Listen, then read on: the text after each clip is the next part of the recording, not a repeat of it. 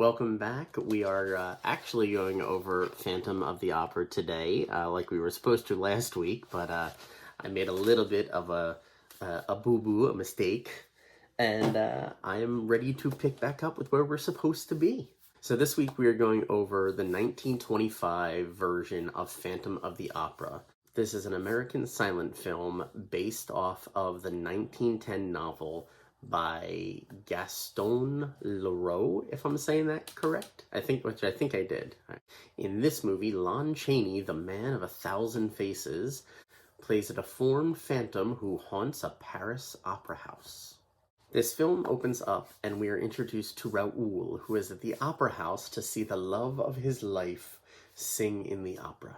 Christine is an up-and-coming star in the opera world, but Raoul wants her to give it all up and run away with him. She pretty much tells him to go kick rocks because this is her career and she's not giving it up for no man. I hate that I did that. The opera house changes hands in the middle of like the most popular season that they have going, with good reason. The old owners are finished dealing with the Phantom, who has his very own box in the theater, box number 5. The old owners warn the new owners about the Phantom in box number 5, and they laugh it off as a joke. That is until, of course, they receive a letter from the Phantom that says Christine will have the lead in the show, or he will bring the thunder. Okay, so that's not how he worded it, but that's essentially what he said. New owners ignore the letter and give the female lead to Carlotta.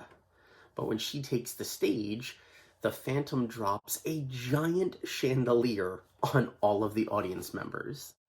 While everyone is losing their minds, as you do in that kind of situation, Christine runs back to her room and goes through a secret passage behind the mirror in her room, where she meets for the first time her instructor, the man that has been helping her grow her talents and skills at being an opera singer, the Phantom of the Opera, or as he prefers to be called, Eric.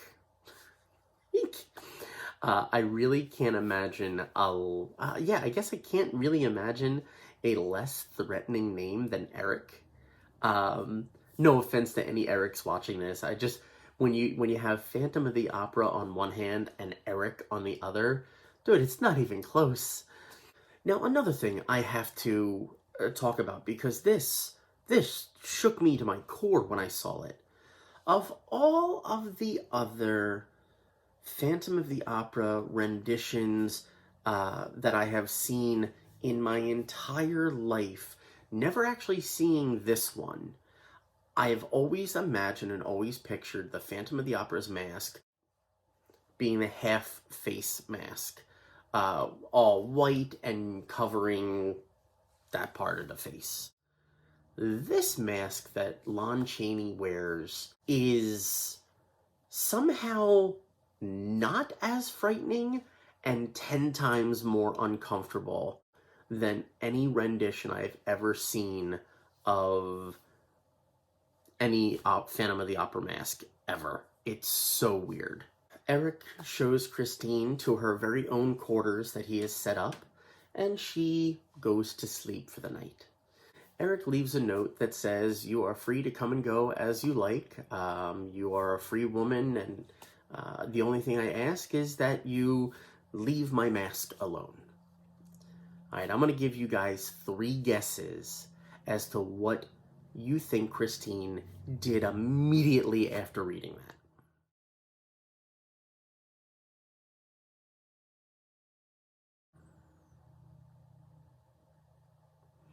If you guessed she yanked it off of his face while he was playing music, you are 100% correct. So Eric turns around and says, "That's it, you've done it, you're a prisoner now." And Christine says, "But I really want to sing in the opera." And Eric goes, "Okay." And I think that it's about this time in the movie where I realized I hate everybody, every character in this movie. When she is released, she attends the annual masquerade party and meets up with Raoul. Eric, not trusting her, attends the masquerade ball in his own getup, which looks awesome.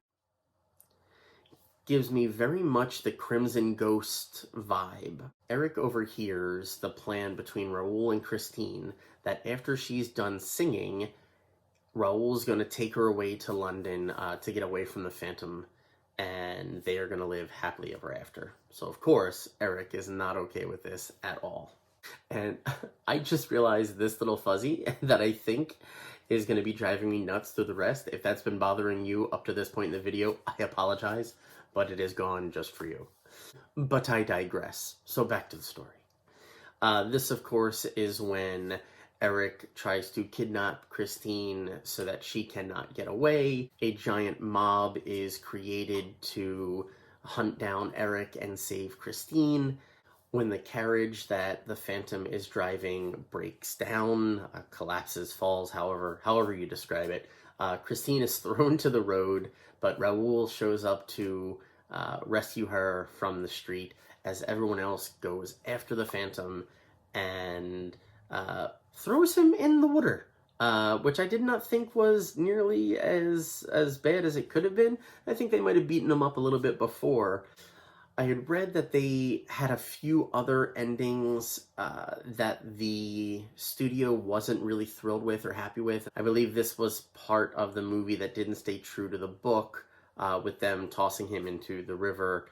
But I felt like it was a very anticlimactic ending for everything that had gone on in the movie up to that point, especially with the Phantom not really being a good guy.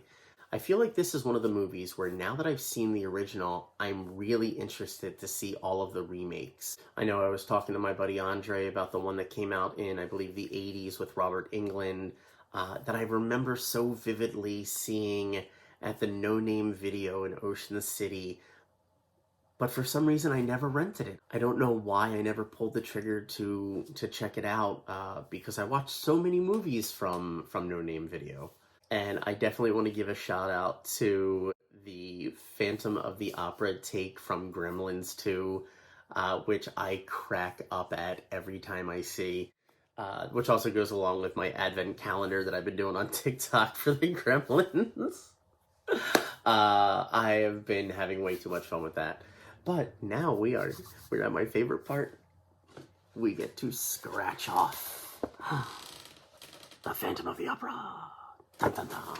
And check out the unmasking, yeah, of the Phantom of the Opera.